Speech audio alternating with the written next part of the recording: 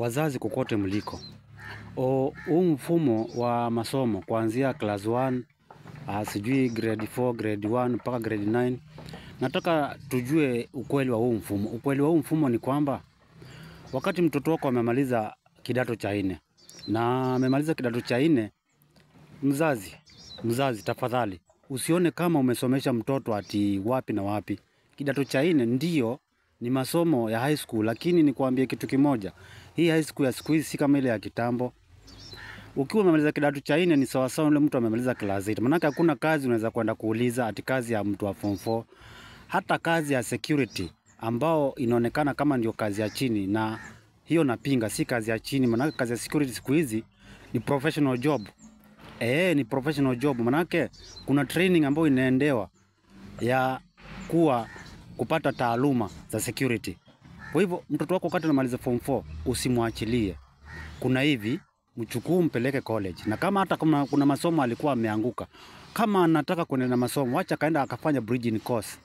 Ile bridging course itamweza zile somo alianguka aweze kuzipata vizuri zaidi. Na hapo ataanza kusoma certificate, kisha aingie kusoma diploma, na vile vile aende kusoma degree hata aweze kumaster.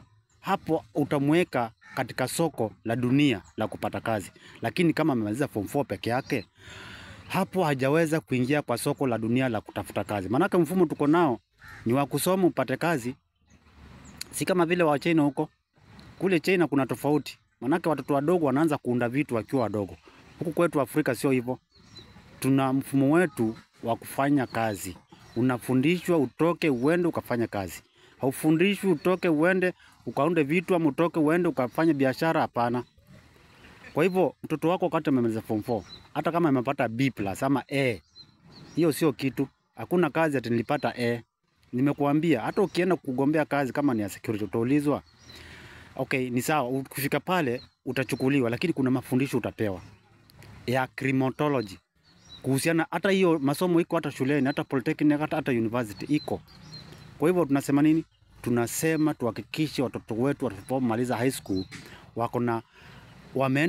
wamesonga mbele, wapate ujuzi fulani, kama ni teaching, kama ni nursing, kama hata welding, building and construction. Hiyo mtu akitoka pale anakienda na certificate yake ama diploma yake, anasema mimi naweza kupanga mawe hapa yakawa ukuta. Anaenda na certificate yake ama diploma yake, aseme mimi naweza kuweld, naweza kuchomelea vyuma hapa vikawa mlango. Atoke na diploma yake ya carpenter, aseme mimi hizi mbao naweza kuziunganisha hapa, hizi zikawa coach, zikawa sofa set, zikawa kabati, zikawa wardrobe. Atoke pale aseme mimi niko na diploma yangu ya ufundi wa charani, naweza kuunganisha material hapa, naweza kuunganisha vitambara hapa, hata mheshimiwa akavaa nguo. Vitu kama hizi ndio sasa tunazungumzia. Mfundishe mtoto wako ujuzi. Ujuzi utamsaidia kesho. Unaona siku hizi wenye wasichana wetu wakiolewa mara nyingi wanakandamizwa na waume zao.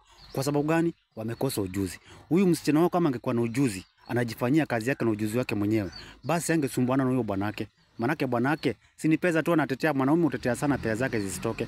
Basi bibi atakuwa kuna pesa zake anazitumia, kwa hivyo hakungekuwa na kusumbuana na yeye. Tufundisheni watoto wetu jinsi ya kujitafutia. Iwe ni wa kike ni wa kiume, hawa na njia mwafaka ya kuweza kujitafutia hela bila kusumbuana pale. Hata kama ameolewa watasumbuana, na hata kama ako peke yake, ameamua kuishi maisha ya peke yake, ako na njia yake mwafaka, sio njia ya kutangatanga kwa akijiuza ama akiiba. Hapana, kupitia masomo, njia yake ambayo imeruhusiwa ni kisheria na imeruhusiwa pia kidini, aweze kujipatia riziki kama vile Biblia inatuambia, kwa mikono yako mwenyewe utajitafutia riziki. Sawa jamaa, nituangalieni hizi vitu na tuzingatie sana, zinaweza kutusaidia maisha ya usoni.